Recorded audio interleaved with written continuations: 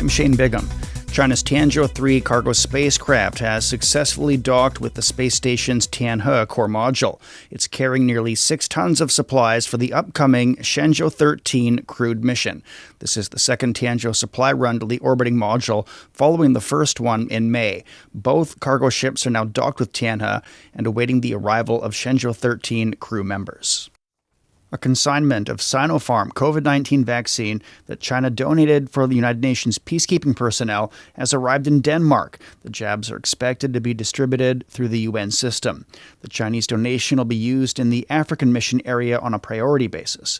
A UN official says the vaccine doses will enhance the United Nations' capacity to respond to the pandemic and help peacekeepers better fulfill their duties and missions. A Taliban official has hailed the stance taken by the Shanghai Cooperation Organization on the Afghanistan issue. Spokesperson Zabihullah Mujahid says the Taliban has maintained communication with SCO member states and established good relations with them as opposed to its relations with the West. The official also says the Taliban needs economic cooperation with countries such as China.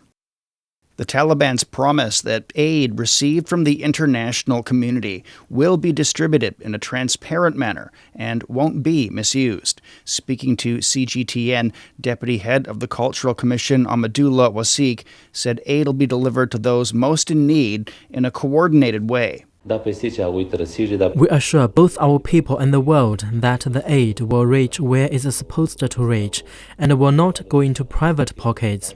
We appreciate the efforts of all sides who want to help the people of Afghanistan and who want to bring positive change in the current situation, and we support them. The Taliban official says the government's currently looking at how the already promised aid will reach Afghanistan and be distributed.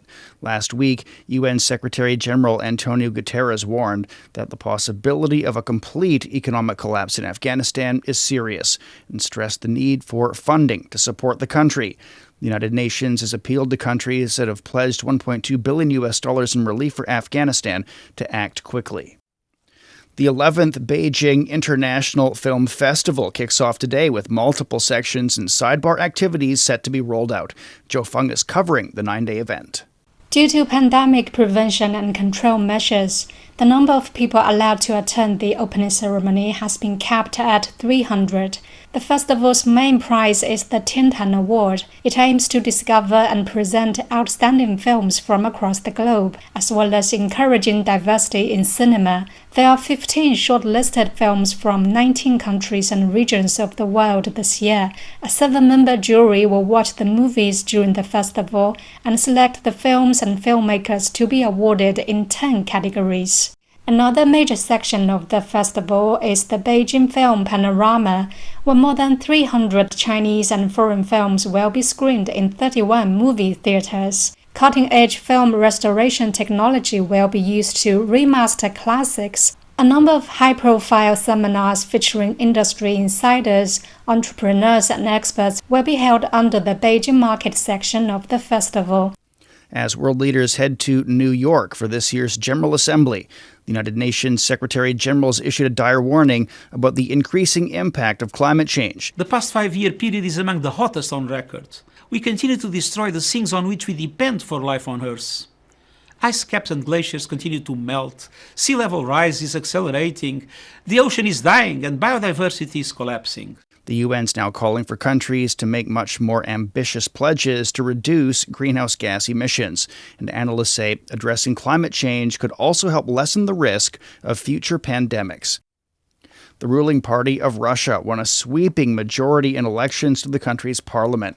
Preliminary results of State Duma elections show that with over 99% of the ballots counted, United Russia won nearly half the votes. A Chinese Foreign Ministry spokesperson says the country will continue to support the Russian people in choosing their own development paths. Zhao Lijian says China firmly supports Russia to continue to make new progress under the leadership of Vladimir Putin and to realize development and prosperity. And that's the news. I'm Shane Bigham.